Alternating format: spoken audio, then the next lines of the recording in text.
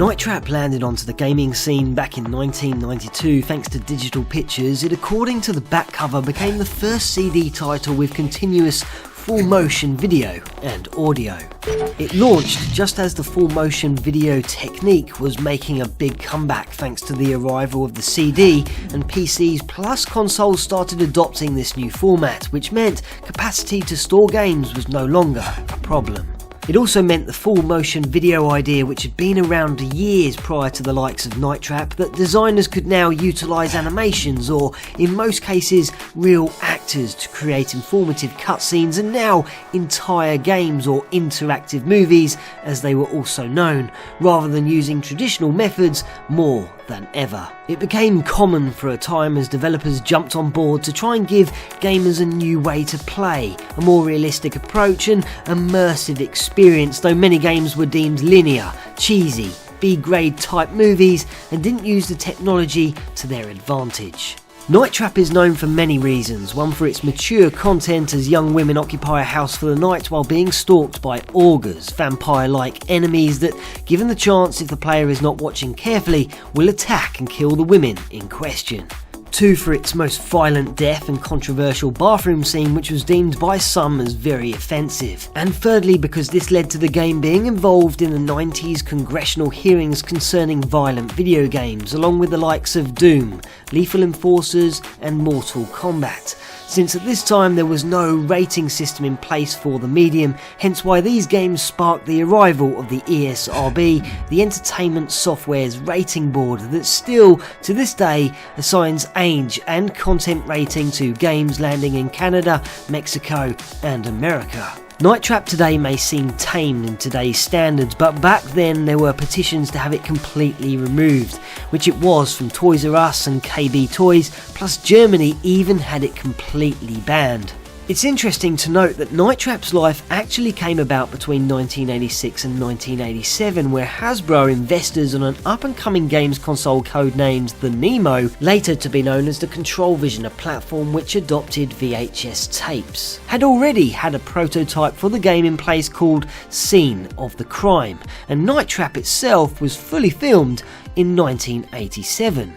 However, the Nemo was canned as it would have been deemed uncompetitive with other consoles at that time, which found Night Trap, along with other games including Sewer Shark, stored in a warehouse in Rhode Island until Sega sought new games for their Sega CD attachment years later. By ending Night Trap the game on purpose so that the SCAT team disconnect you from the title, the credits will appear. It's at the moment in memory of Stephen Hassenfeld, Chairman and Chief Executive Officer at Hasbro from 1980 to 89, turns up, and you should hit up AAAAA on the control pad, where you can now watch footage of Hasbro executives watching, talking and gossiping and playing Scene of the Crime on the Nemo prototype in December 1986. Someone stole the veal. Uh-oh. Uh-oh. Uh-huh. Serious stuff.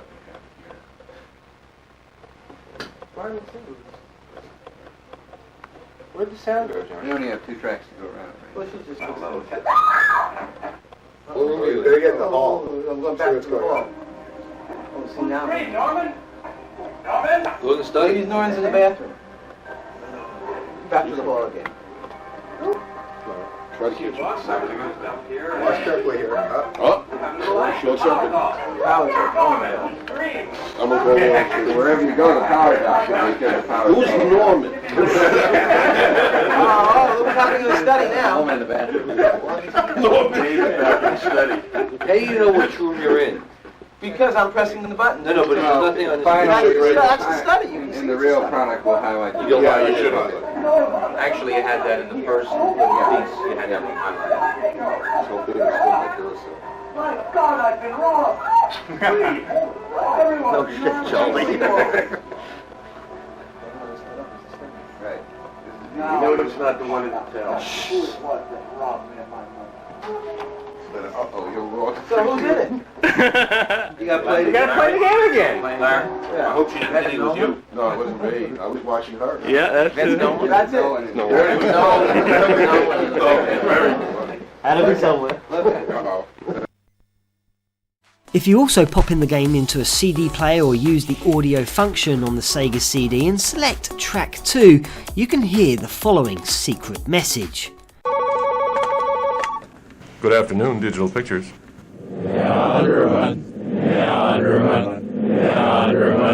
It really is quite odd and occurs on many of Digital Pictures' titles, but if you were to reverse the second portion of the track, then you will now hear Number 9, Number 9, Number 9. This actually has two meanings. The first is if you turn 9, or in this case a 9er, which equates to left 3 times in Sewer Shark, you will not hit the wall.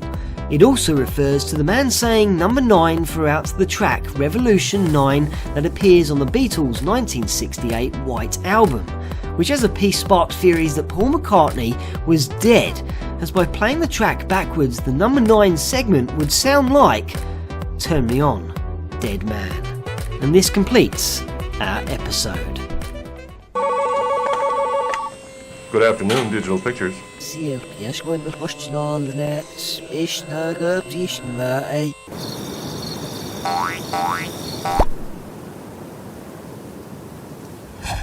Hey everyone, this is James, and if you ever want to know what else I get up to, then you can always find and follow me on Facebook, Twitter and Instagram. And if you're new to the channel, then why not subscribe and become part of the journey as we explore secrets, Easter eggs and glitches every single week. And I look forward to seeing you in the next video.